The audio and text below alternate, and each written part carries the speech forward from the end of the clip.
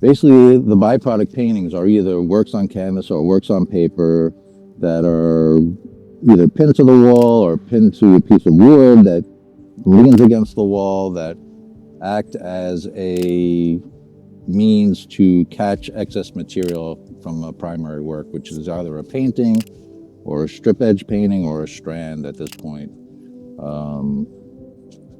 And I see them as second generation works. So you have a first generation work creating a second generation work. I just feel like I've been making very progressive work, and the lag in the general awareness of what I've been doing, basically because of where I've decided to work from, has hindered a broader audience and has allowed for appropriations to happen. And when you say where you've decided to work from, do you mean regionally? Do you mean where you're coming from stylistically? Here, physically. Okay. My physical location. East Hampton. Yeah. East End. So Eastern Long Island. You came out to the East End, to the Hamptons, in 1995. I graduated in 93. I worked a couple of weird jobs, odd jobs. And then just realized that I was interested in potentially getting into advertising. Like I ended up being a fine arts major at Brandeis. I thought I could be successful in a creative environment, like an ad office, and the idea of spitting ideas between people, I thought could be an entertaining and also viable occupation. And I started meeting these people in advertising. I took a couple of classes at SVA. At that time, to be a creative, an art director in advertising, you needed to have computer skills as far as Photoshop and InDesign. It used to be there was an art director, a copywriter, and then somebody on the computer that you dictated information to, and that was changing as I was looking to enter the field. So I went to SVA, took a couple of advertising classes. There was this guy at Ammirati and Purist that really appreciated my work, and I started going on interviews and just realized that the whole goal of advertising was to appeal to the broadest audience and potentially sell something that might not be actually what you are selling. Yeah. And how did that feel to you? Was that an objective It just felt that I wasn't going to be able to commit 100% of myself to doing anything other than working for myself. And I wasn't going to commit 100% of myself to doing anything other than making my work, which I thought I would do in my own time if I had an income coming in that allowed me to do that. And then I just felt that the sacrifice, very quickly I saw, just going through this process, one of my, J. Walter Thompson sent out this test for art directors. It was basically 10 questions. So I ended up doing this very creative 10 answers to their questions, to the point where I'm dragging this giant billboard into the space, and my test ends up on the desk of James Patterson, the writer, who was actually the creative director at that time for North America and Canada, I believe. And I met this art director and copywriter that were under him, and one was like in his 50s at the time, I would think, and dressed like a skate punk guy, and the other one, it didn't feel like it was my place. And I knew that the ideas were good if my results were ending up on Patterson's desk. Yeah.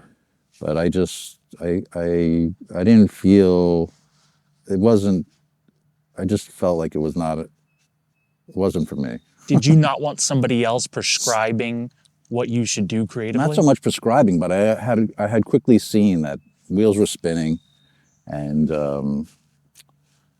just like very silly things, like I just didn't feel like feeding brilliant ideas to people to be cannibalized in a way that I wasn't going to get credit for the next 10 years or whatever it was. Like, it was very evident that there was a ladder that needed to be climbed, and I was going to, it just, the situation just felt like there was no quick rise to stardom, I guess. Is the Not that ladder, there's one here I was going to say, either. is the ladder in advertising so different than the ladder in fine art? The fulfillment wasn't going to be there. So, you know, I'm engaged in accomplishing my own lofty goals. Yeah. You know, and I'm setting the parameters, and I'm interested in trying to do the most significant things that I can do. You said lofty goals. What are some of those?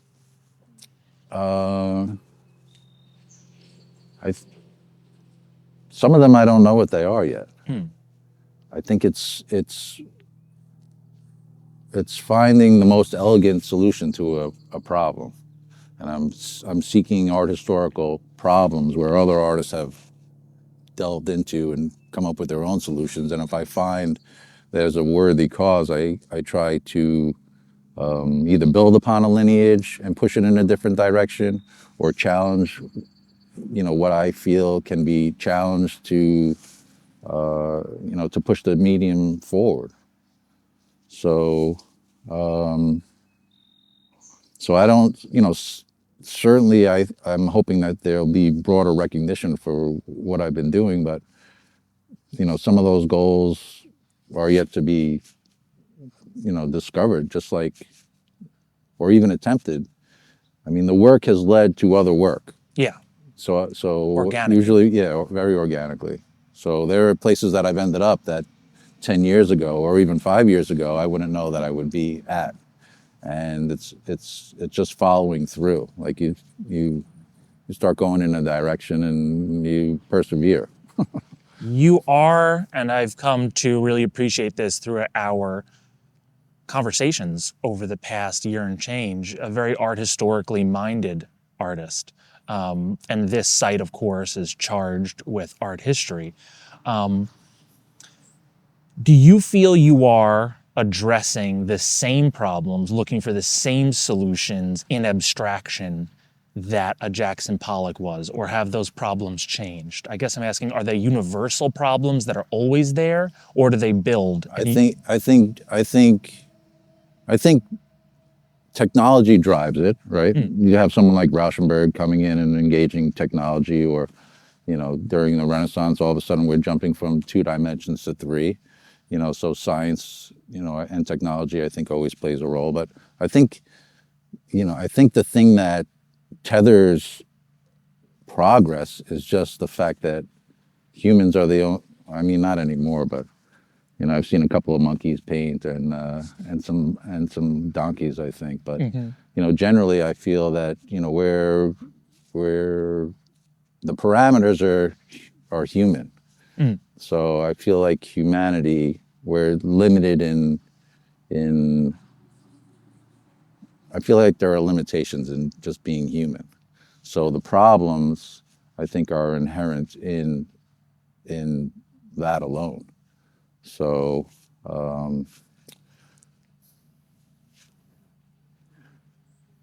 does that answer the question? Yeah.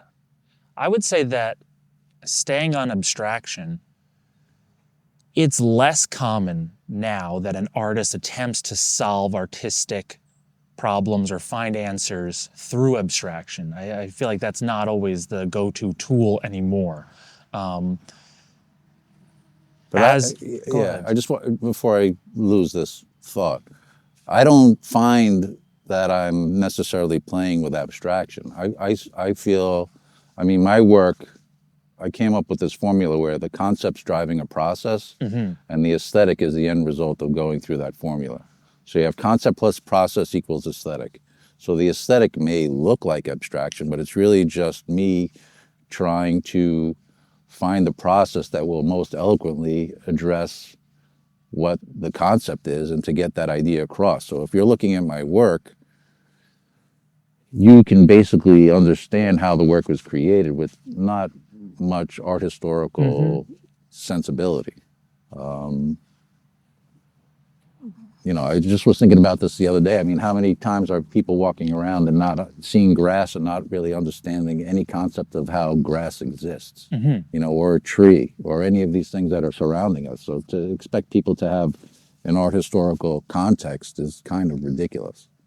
Is it important for you that the work is legible to viewers who are maybe not that art historically literate?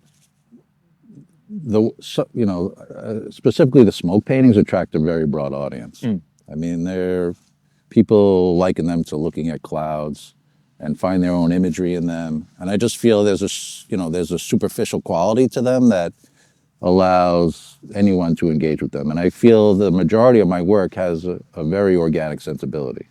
So I feel that there's already some type of kinship with whoever's looking at it. It doesn't necessarily need to be understood. But I want to be able to have that conversation with Robert Irwin or Bruce Nauman or Jasper Johns. I mean, that's where the excitement happens. And, maybe I'm having a conversation with Botticelli. I mean, I feel like that history is always available to engage, so you have to know the parameters in order to push them. So if you don't have parameters, then I just feel there's just ego making marks. One of the first bodies of work that we spoke about, maybe the first, was The Strand, and you described it as isolating Pollock's drip. Could you talk a little bit about that body of work and where it began? Yeah, isolating Pollock's drip, also calling attention to Barney Newman's Zip, which takes us to Clifford Still. And basically the strands arrived at a time where I had already done the strip painting. So I'm making these poured paintings where I'm really making these stripy looking things, where my concern was to show a skill in pouring paint. I'm looking at Morris Lewis, I'm seeing Linda Benglis, I'm seeing all these pourers and stripers, Bridget Riley. I mean, I could probably rattle off 30 names of people that have engaged in the aesthetic, but I wanted to show a skill in the process of making something that could be recognizable. And that led me to making these poured paintings where I'm basically pouring paint from the top of a painting to arrive at the bottom. And color A had to be next to color B, next to color C, without there being any spaces in between, any indiscrepancies. So a line from the top to the bottom of the painting had to be not necessarily straight, but had to be adjacent to the color next to it. And if that didn't happen in me pouring this paint and manipulating the canvas, which is really how I ended up figuring out how to do it. I at some point I made this very organic strip painting where my former dealer, who's passed, actually is in his collection. But where basically I'm pouring paint from the top to the bottom of a canvas that's stuck to the wall. I'm not manipulating the canvas in any way, and you can see that the gravity's pulling it in different ways. There are stripes going to the left, there are stripes going to the right. Some are more vertical than others. So I realized at some point that I could manipulate the ground to control that pour. So I'm really manipulating the canvas in a way to coerce gravity in a way to pull this stripe for me. And in doing so, some pours are successful and some were not. And in the spaces where, raw canvas started to appear, I would have to re-pour that stripe. And in doing so, these little stalactites of paint started to form on the bottom edge of the painting, which, for me are not an aesthetic decision. For some other people, they are. And there are a couple of careers out there, people making paintings that look very similar to mine. So I started to exaggerate that bottom edge after thinking that I had mastered this strip painting idea, where I started really extending that bottom edge of the painting into a third dimension. So now all of a sudden we're going from painting two-dimensionally into a space that's really been relegated to sculpture. So I'm pushing painting into a space where I thought that sculpture should be, and painting now is treading on someone else's territory. So I started to really exaggerate that stalactite, that drip, and realized that at some point that maybe I don't need this two-dimensional format of a painting in order to make a painting. An unstretched painting rolled up is still a painting. So I came across this this linen in a cord form, and then suddenly that became, actually we're missing a step. So in between the strip paintings and the strands, there's something I call the strip edge painting, where I'm using this two-dimensional format of a painting, just the bottom edge of it, to paint and build up these drips in a sense that are now extending a two-dimensional painting into a third dimension. So basically, in between the strip paintings and the strand pieces, I did a series called these strip edge paintings, where I'm basically just using a raw canvas or linen on board or whatever it is. I'm using this two-dimensional format as a way to suspend paint into a third dimension. So I'm really just painting the bottom edge multiple times to form these stalactites or drips of paint that are really just clinging onto a raw canvas. And then I realized that I don't need this canvas anymore.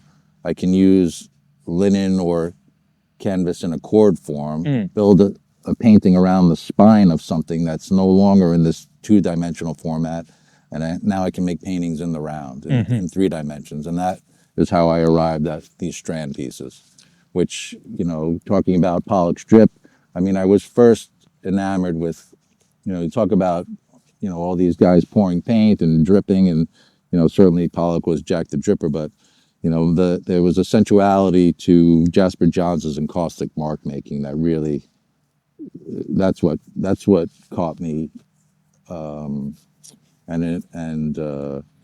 really led me to trying to figure out how to manufacture some beautiful mark making. You know, the smoke paintings came out of you know, looking at Johns, and, you know, there is a concern for trying to arrive at a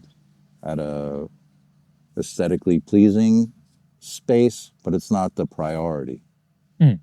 So, I mean, How important is it for a work of art to be aesthetically pleasing in order to engage the viewer in the conversation you're trying to have? it's not, you know, I just thought of Bruce Nauman's From Hand to Mouth. I mean, it's just exactly that. It's succinct. And, you know, I had the opportunity to speak with him about it, and it's in my top 10 most brilliant artworks. You know, it's just simply exactly that. And if you're not living that lifestyle as an artist, you don't necessarily really know what it is.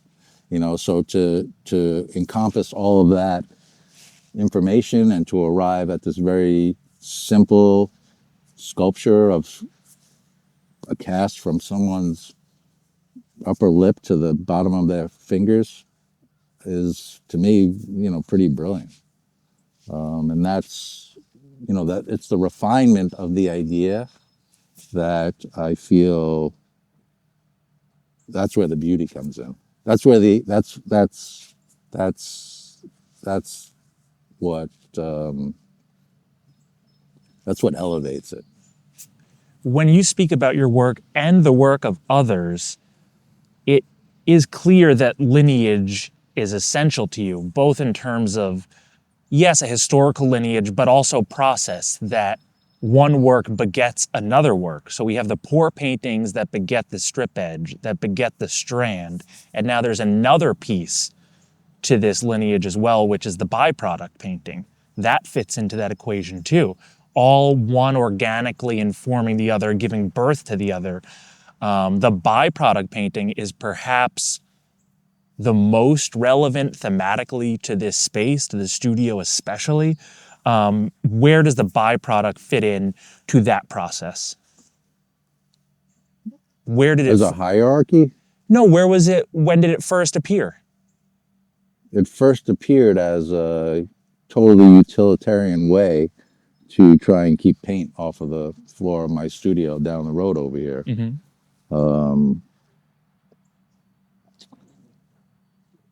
And it took a long time for me to realize that there were other works being made as I was focused on what I thought was a priority, and here I'm manipulating this thing to show a skill, and there's a continuum of this line in a sense that's affecting something else that I'm not so concerned with, other than my intention is to keep paint off of the floor as much as I can. And there are these other works being made in the process of that it took a while for me to recognize the relevance of them. And now they're a major body of work of mine.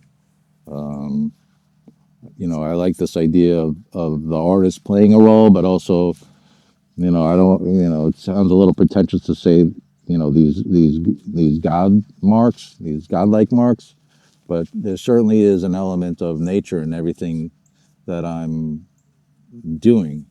I'm choosing to work with forces larger than my own, and harnessing forces, which brings me to like someone like Walter de Maria, whose lightning field, I mean, there's another example of being in my top 10 greatest artworks. I mean, this guy's harnessing lightning, and I mean, it's hard to get more powerful than that. I think here at the Pollock-Krasner House, we are especially aware of that dynamic because, one of probably the main reason people visit us is to step inside Lee and Jackson's studio. And what they're going to see in there is essentially a large byproduct painting. And well, his floor and her wall. Yeah, in both cases. Now, we have no evidence that they ever thought of the floor or the wall as something that could stand alone, but regardless of that, it does. Well, the historians certainly do. Expand on that. Well, you have a little panel of, her floor that got uprooted to expose his floor in there. Yeah. So there is significance to both of those things, and that was a choice. Right. And the main draw of the studio is the floor and her, ghost painting marks that are on the wall. And I feel, there's evidence of the presence of the artist. Yeah. Now, this is a bit of a, maybe a bit of a rudimentary or ephemeral what is art question, but would you consider the floor a work of art? I think after Duchamp, you can't not say anything's not a work of art. Have you begun to, once you recognized that the byproducts were being created, if not by you, then by forces outside of your control, once that flip switched in your head, did you continue allowing them to make themselves, or once you're aware of it, is it hard not to try to control it? The essence of them is to not control them too much. Yeah. I mean, there are situations where there's a specific painting that makes specific byproducts. They share the same palette. Sometimes the byproduct moves around a little bit because there are areas that are too open, or, I don't imprison them in a way that, the restrictions on the byproduct are not, they're just secondary to something that's primary. They're like the offspring in a sense. And that your question just brought me to, there's this amazing film of Lucian Freud in his studio, and he's painting these amazing portraits. But I was enamored. They pan to the wall at some point where he's been cleaning his brushes, and you just have years and years of this accumulation of this oil paint that looks like coral on his wall. And there's just something magical about that. Here you have there's a process that's happening that's really just a result of a need that he Yeah. has in order to clean the brush. And in the process of doing that, there's this amazing thing happening on the wall that, is it an artwork or is it not an artwork? It's a record of time. It's a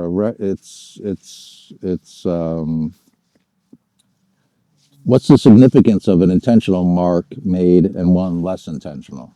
Exactly. Like Pollock in the studio, Exactly. his gesture begins on the canvas, leaves the canvas, goes on the floor, returns to the canvas. It's harder to monetize that. Okay. And, how does, of course, you said you got away from advertising because you were drawn to the fulfillment of pursuing your own truth through art or that which interests you. Well, advertising was attractive to me because it was this potential to explore an idea, Yeah. And then when I realized that idea had to get watered down to appeal to a broader audience, Mm-hmm. it wasn't, it's not how I, And that's I not an just don't- uncommon path. I don't You have find- Edward Hopper, de Kooning, Warhol all started in advertising. oh, I wasn't aware of that. I mean, you see it in Warhol. Of course, yeah. I didn't know that Bill was in advertising. I mean, Rauschenberg and yeah. Jasper Johns were doing windows for, Yeah. yeah. Why do you think that is? Is it because the commercial arts are an accessible way for creators to make money creating? I think that a creative has a visual. There's a visual that comes. It's like how do you express that idea visually? I mean, I think that's the connection. And being able and an expression. But ultimately, you desired more of your own expression. I'm not interested in selling somebody else's bullshit, is what it comes down to. There you go. I mean, I didn't want to spend a lifetime doing that, no matter how lucrative it could have been. And yeah. Now, I want to go back to the byproducts because we didn't actually explain how the byproduct is created. Could you just take that process from the top and explain what a byproduct painting is? Basically, the byproduct paintings are either works on canvas or works on paper that are either pinned to the wall or pinned to a piece of wood that leans against the wall, that act as a means to catch excess material from a primary work, which is either a painting or a strip edge painting or a strand at this point. And I see them as second generation works. So you have a first generation work creating a second generation work. And to expound upon that, some paintings have specific byproducts where the two share the same palette. There's no third party intermingling, but then there are byproducts that are the result of multiple works, either strip paintings or strands or strip edge paintings. There are accumulations. I mean, I have some in the studio now. The works on paper, I think, date back to 2014 maybe. And they're just slowly accumulating paint like Lucian Freud's wall. Do you feel the need to show a second generation work with or in the vicinity of a first generation work, or can they stand alone? No, the byproducts are their own. They're just, I don't know that the title, categorizing them as byproducts lessens them in some way in people's minds. I mean, Not in your mind. not in my mind. No, they're just offspring. They're just after the fact of something else, even if it's just by the second that it takes from paint to drip from the first painting to the second. And that is not inherently hierarchical. Like we would not have that view of a human child that they are because they came from their father. It's not a decreasing scale. So just because one painting creates another. I guess it's time is what separates them. Yeah. It's time and also intention. Intention is, there's more neglect in the byproduct Hmm. in a way, which is kind of an unsavory way to say it, but But there's just when less you concern. There's less. yeah, Maybe it's not neglect. Maybe there's more freedom in the byproduct. that's what I was thinking. Yeah. And maybe even a sense of relief in that, you don't have to hold its hand as much. Right. Earlier, let's take a step back again and go to the strip edge painting. This thought has been in my head. In the strip edge painting, the canvas, is the canvas simply a support for the stalactites, or is it part of the work? Do you consider the painting,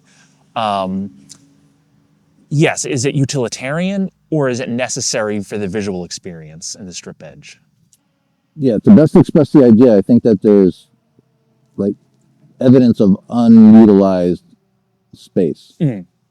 So leaving the canvas raw. I mean, there are examples where I've gone to move the painting or grab the painting, and there's been paint on my hands, and that has ended up on this space that was intentionally hoping to be sparse, or totally blank, which leads to the tabula rasa. But sometimes the paintings fight you back. I mean, it's the first time I did it, I was upset about it, and then I felt that I did kill painting off with the tar and feather paintings, and this little thumbprint of mine that ended up on this beautiful little painting, strip edge painting, was a way for the canvas to say, I'm still here. Like I'm resisting. I'm resisting in a way. Why do you feel like the tar and feather paintings killed off painting for you?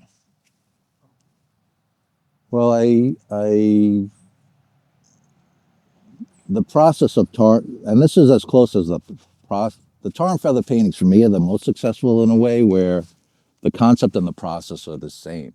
Like they have equal weight. It's 50-50. Like the concept of tar and feathering and the process of tar and feathering there's no hierarchy in the idea or the concept. One doesn't really exist without the other. So Right. the aesthetic of it is, that's where I've been able to find total equilibrium in those works.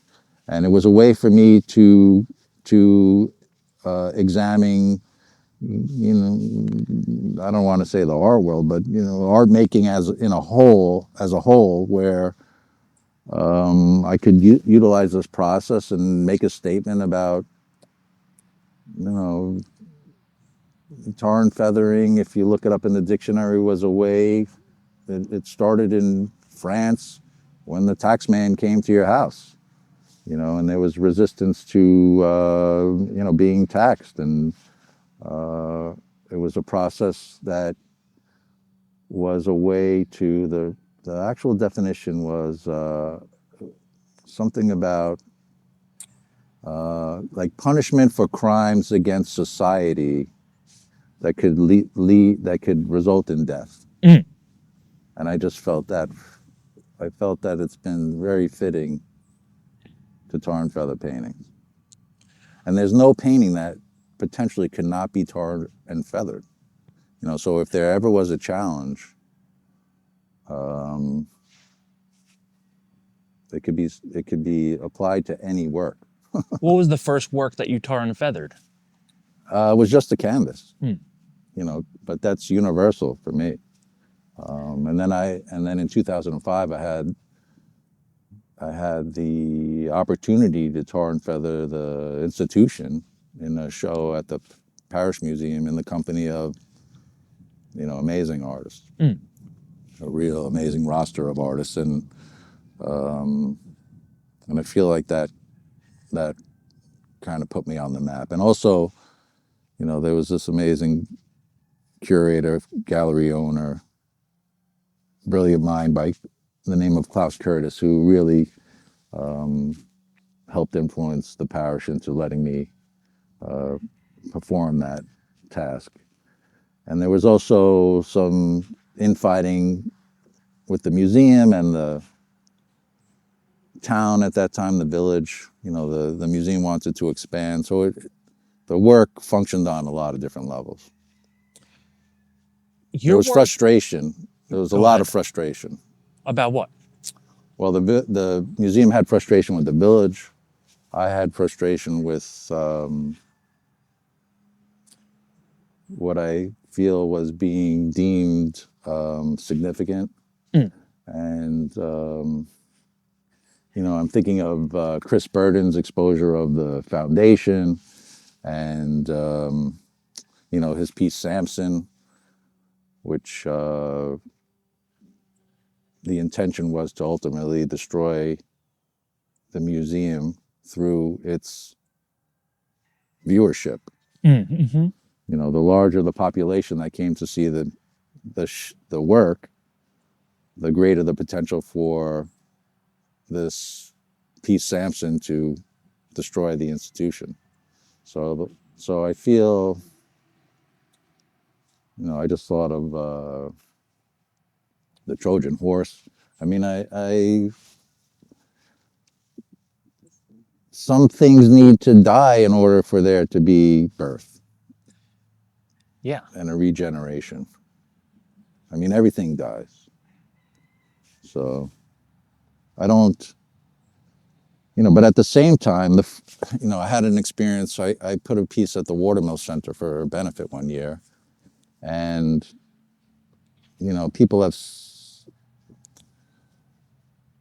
there certainly is this inclination of this idea of killing something off, but at the benefit, I caught a woman actually blowing on the painting.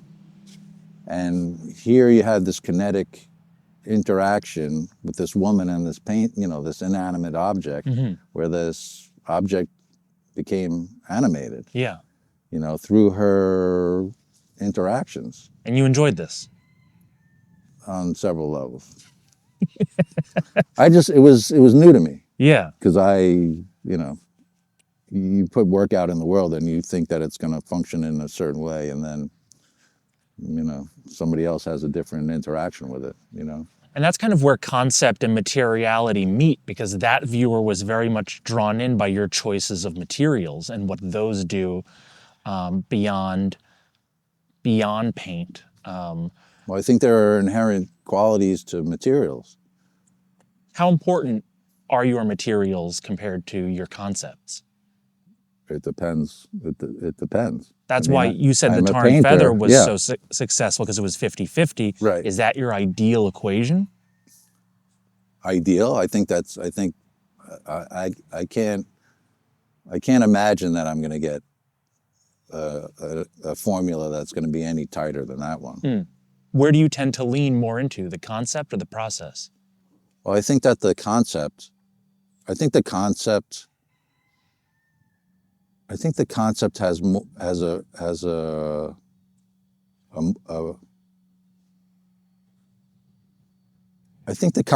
the potential to reach a broader audience in the shortest amount of time.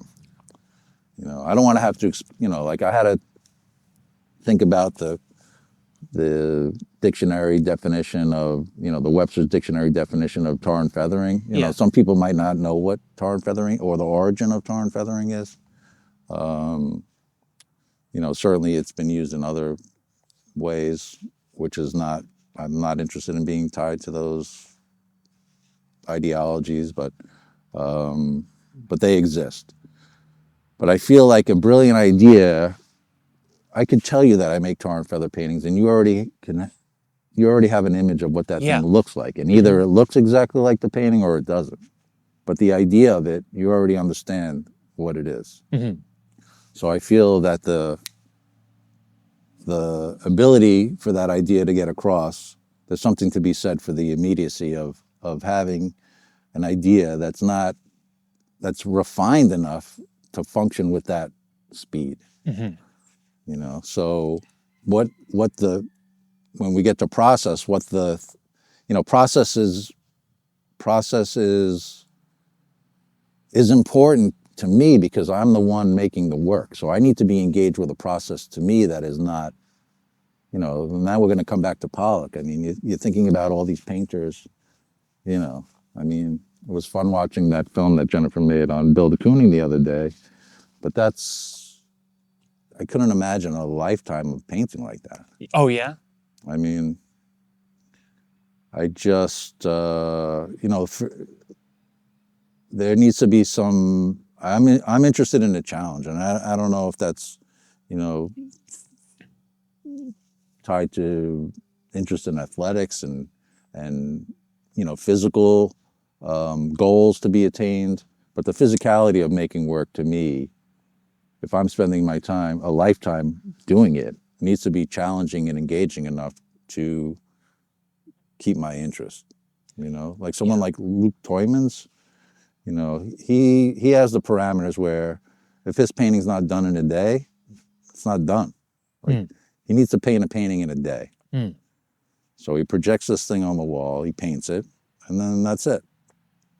And maybe that's interesting to some people, but to me, that's not how I want to engage in spending a lifetime. What are your parameters that you've come up with for yourself? I don't know that I have specific parameters that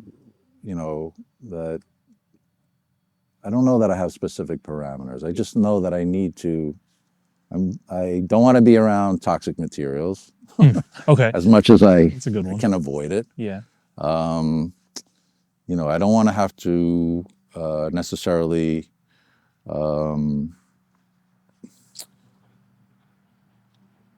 I'm interested in there being the potential for discovery in the process of doing it. Like I'm not interested in total control over the situation. I'm interested more in engaging with the materials and fulfilling what the intention is. Arriving at the goal, and how, I mean, it's coming back to athletics. It's like. There's a potential not to hit the shot, so you work on figuring out how to best hit the shot. And you might think that it's one way, but it depends on, if the guy in front of you is 6'10", and has the potential to throw that shot into the stand, or where you are on the court, or whatever it is that you're trying to achieve, where you are on the field. So, the field or the court or, that acronym, is acronym the right word? No. Depends on what you're going to say. We'll fill that in later. The physical nature of whatever that athletic environment might be I see as similar to the parameters that I'm setting for making work. So you have an intention of a goal, but that the goal that you arrive at might not always be what was initially intended. Because you could run different plays. Well, that's also yes, and I've arrived at places that I had no intention of arriving at. I mean, I'm making these strand pieces. I didn't think I was going to, 10 years ago, I didn't think I was going to arrive at trying to challenge Pollock's drip and isolating Barney's zip. Yeah. It's just part of the dialogue, and I found myself in this place where, I'm having this conversation with these guys now, and if I can build upon something and get on their shoulders, so to speak, but also challenge them at the same time and arrive at a place where now painting's three-dimensional, I think there's a significance to pursuing those ideas. When you speak of historical artists, there is both this reverence and this sense of competition that was really inherent to the circles that Pollock and Krasner were in. The New York school, these guys hanging out at the Cedar Tavern, they were colleagues, but they were also competitors, and that really drove them. Well, it's philosophy on some level. Yeah, it's debate over ideas. It is a conviction that perhaps there exists a right way to do things, or You know, right? Or, you know, more effective. eloquent or Yeah. more graceful or more, whatever it is, you know, like that's what you're striving for, is the more, whatever it is. There is something athletic in that kind of. And you were a basketball player. Do you have a similar feeling in the studio that you did on the court? As far as, Where your mindset is? Do you feel that, you know, we often think of the studio as a relaxing space, a space of quietude. Is it that for you, or is it a space where you're trying to win? I don't know that I don't know what there is to win. You know, Do you want what's in here to exist out here? Is well, that the victory? that's, yeah, arriving at you know, pursuing something that you deem as a brilliant idea, I think is a worthy endeavor. Yeah. And sometimes you just happen upon it. Hmm. Or you recognize it. Or you painstakingly, as I know that you do, go down pathways and Oh, you well, go the American into mandala suddenly comes to mind. You know, we have this, you know, 7 by 10 inch grid with, I think there are 45,000 millimeter boxes on there, in which I had the intention of placing these dots of ink without touching any of these, what I thought were perfectly laid, machine made lines, you know, these little boxes, and not taking into account the quality of the, you know, and manufacture of the paper, where, you know, there's cotton rag in the paper that could soak up some of that ink and shoot it through this, what you thought was this perfectly laid grid. And even though your mark was on point, Yeah. there are other forces at play that can trip you up. That can be applied to, a lot in life. Frustration, yeah. But, you know, then you think about these Buddhist monks playing with little grains of sand that are just temporary works, in a sense. For, you know, it's about the process and what that process brings to the monks and the time that they're performing. Now, with the mandala works and those grids where you were making tens of thousands of precise marks, Well, 2,000 boxes a day was a full 8-hour day. why'd you do that to yourself? I think it was the challenge of doing it. I mean, you know, it's you know, coming back to the performance. I think, you know, that athletic sensibility I feel in arriving at a goal and challenging myself to just do this simple task, which provided obstacles that I was not even aware of. But, you know, there's perseverance and integrity in finishing the task. You just said the word performance. So the performance, which is in the process, which Pollock certainly embodied as well, that's important to you?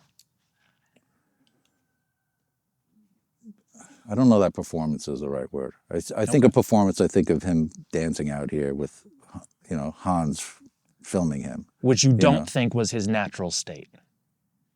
I think it was, but I think that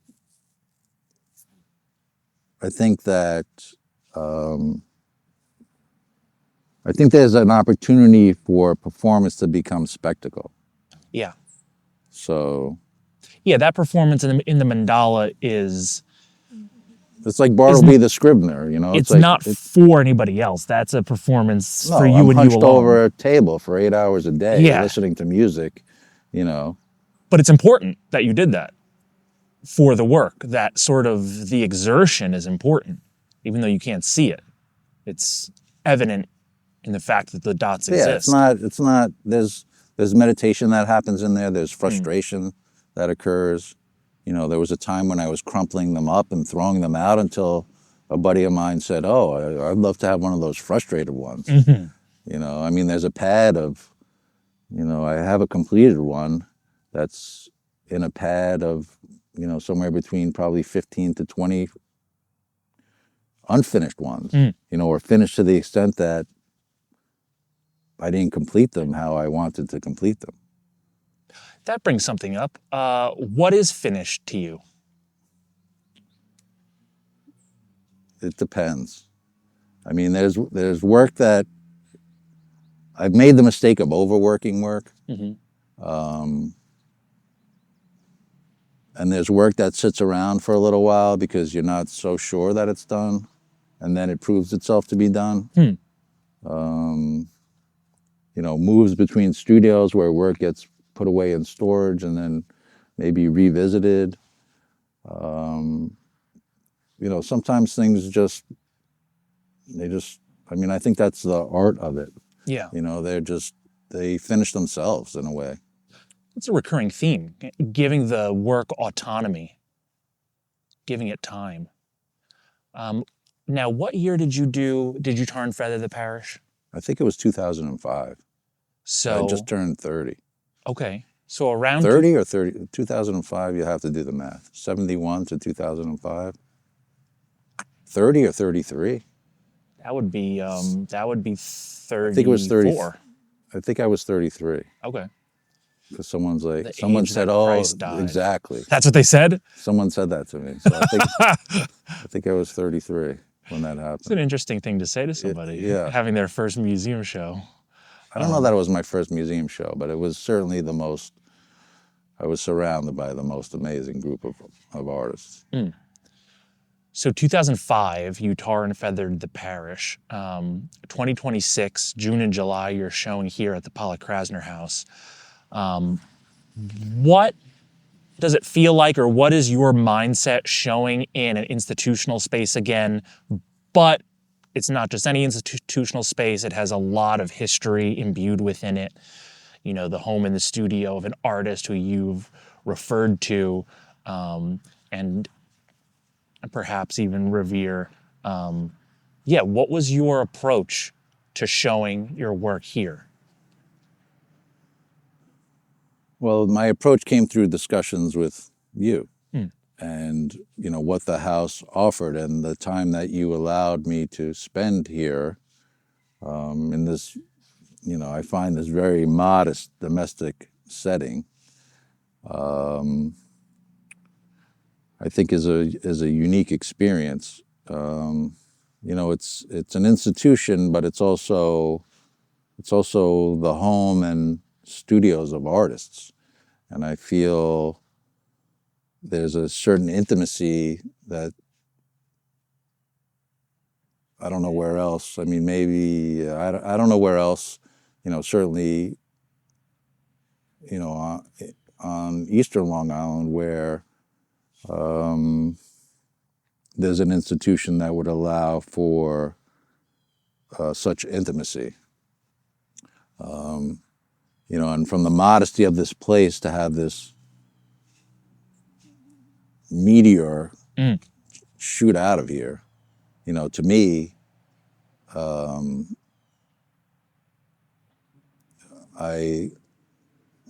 embrace the potential of that, you know, the significance of what this guy was able to do, you know, harnessed by her intellectual and support.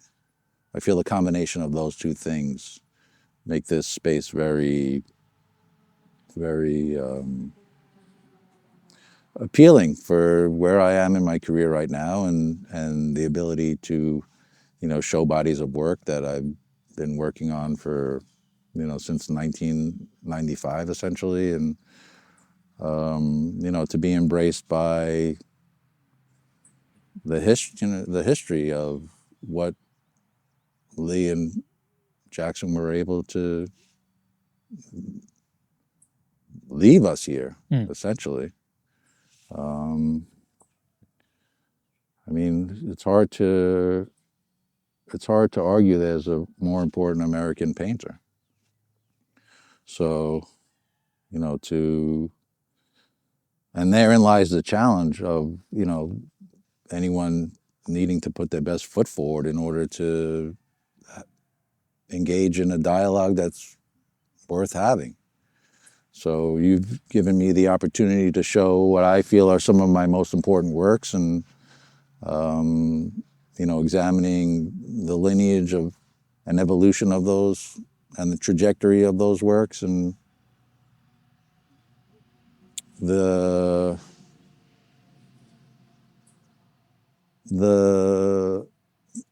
to get back to the intimacy. And I don't want to say there's no bureaucracy here, but certainly there are artists having dialogue here, which I think is the paramount reason for this place existing.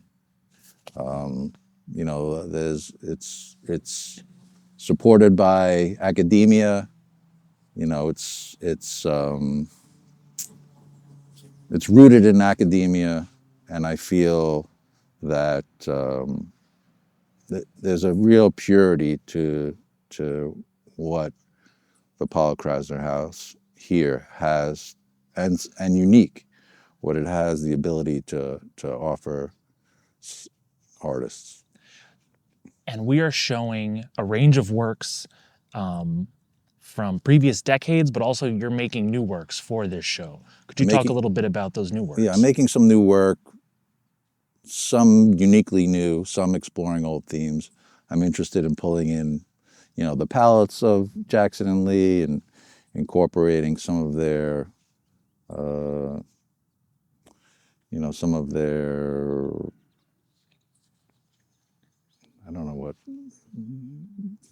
some of their influence, in a sense, some of what they embody into my work. I'm inviting them to come play with me, essentially, and in a way where there's a nod or a mutual embrace. So if I could pull in color sense here, or some potential intentions or shared dialogue, that's what I'm interested in doing. And you've been working in the Hamptons for over 30 years. East End. But doesn't East End not include the North Fork? No, I think it does include the North Fork. I just think Hamptons is pretentious. Okay. But the North Fork, and this isn't included in the thing, but I've been I keep asking in my head which to say. Who's on the North Fork? I mean, Elizabeth Peyton's over there. I mean, there are people over there. Okay, so it should be included. In this show. It is included, I think. Okay, all right. It's just not as concentrated as. I mean, Ad Reinhardt's buried down the road. Alfonso Sorrio's down the road. I mean, this place is a mecca for, art historical figures, and it just happens that everyone is either buried here or working here or came through here at some point. I mean, every significant artist has been out here. Rothko, Jasper Johns. I mean, really, upon graduating from college, the only person I knew that was out here working was Roy Lichtenstein. I didn't really know the history of it. I just knew that I couldn't afford to live in, Chelsea had just started happening, and I went in there and I just, the idea of hustling all day to live in some concrete box to have a creative lifestyle, for me, it wasn't very appealing. And if I felt that I was going to have a struggle, I'd rather do it at the beach, than in some concrete jungle. And it led me out here, and then all these doors opened up.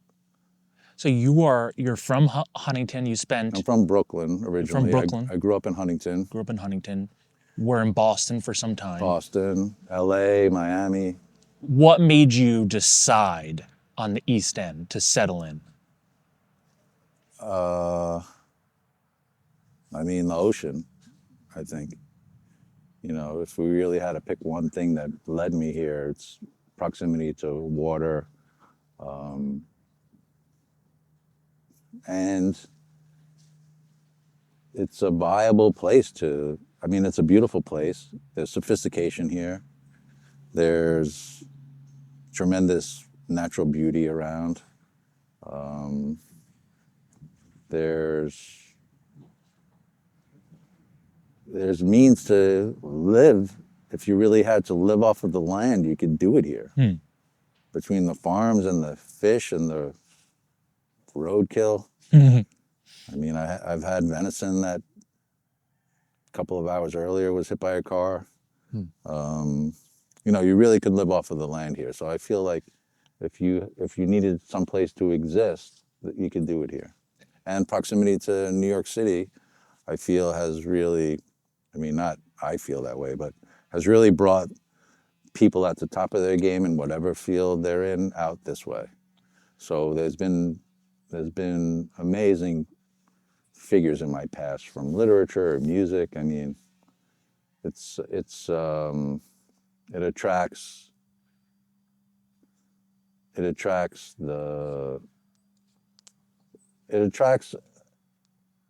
people that have been very successful in whatever field they're in, whether that's Kurt Vonnegut or Joseph Heller or Calvin Klein or Donna Karan. I mean, not these people are Ralph Lauren. I mean, these people are all at the top of whatever field they're in. Yitzhak Perlman's on Shelter Island. I mean, you know, Lou Reed was out here for a little while. I saw James Brown perform at the ranch with, I think, Paul Simon that year, and Ray Charles. You know, I mean, it attracts people that are at the top of their game. Do you want to shout out Terry at all?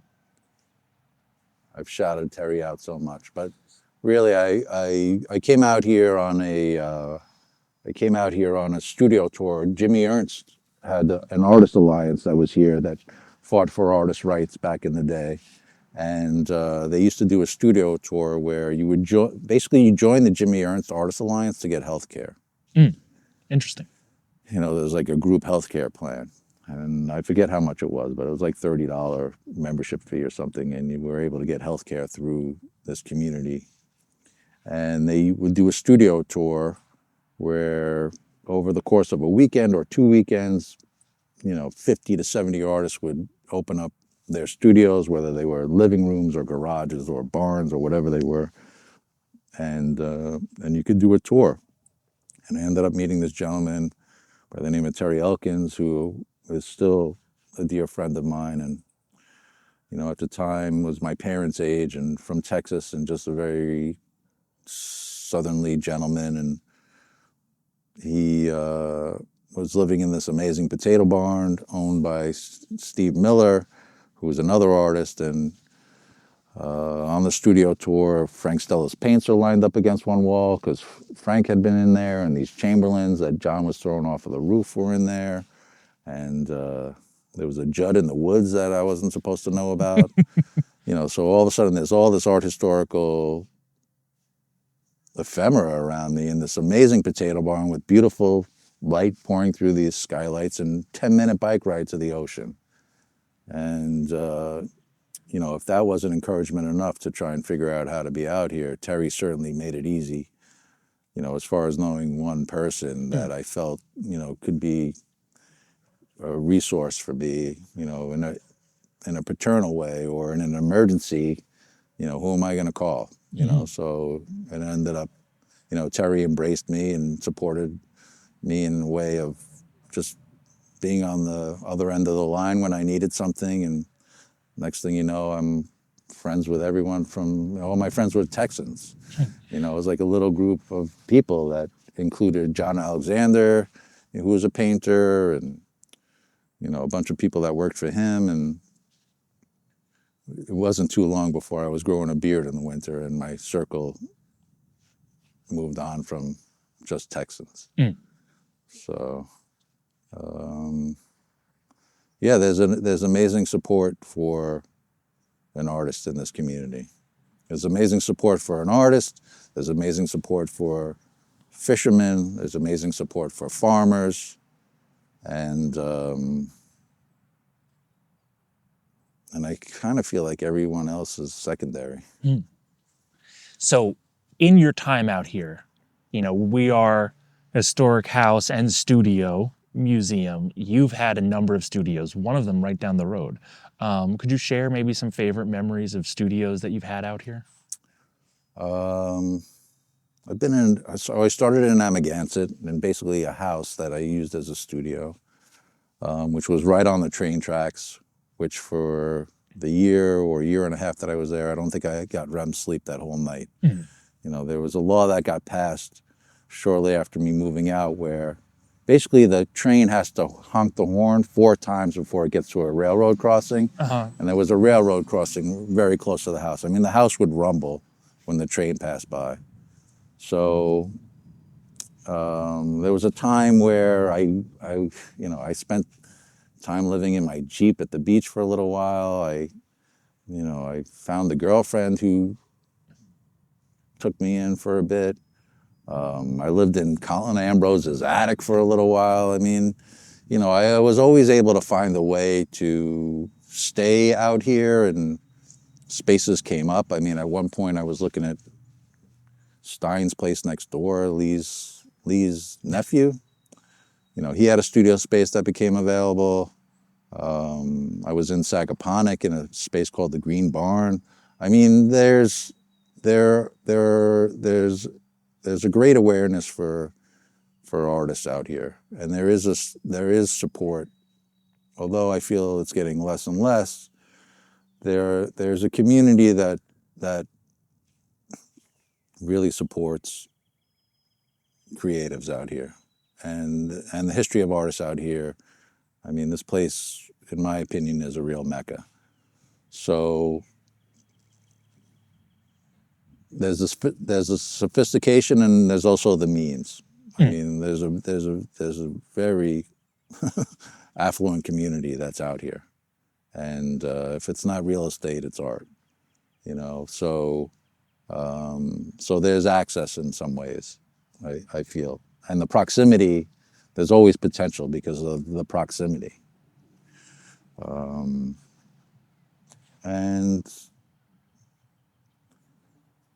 I feel no matter what you're doing, if you're doing it with integrity, you're going to find support, no matter what it is, because people recognize that. Matt, your show, there's going to be a showdown, opens here at the PK House on June 18th, 2026. What do you hope for potential visitors who come to the show? I'm aiming for a broader audience to recognize the work. I'm aware that there's a super heavy European community that's going to be here this summer, as in summers past.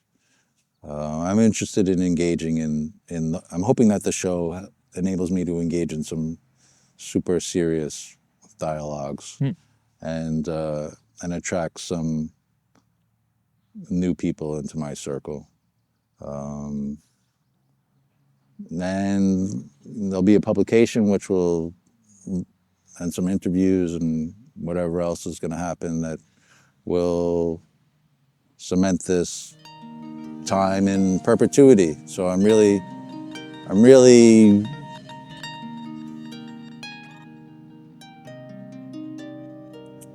grateful for the opportunity. We're very grateful to have you here, Matt. Can't wait for the show to open. Let's get back to work.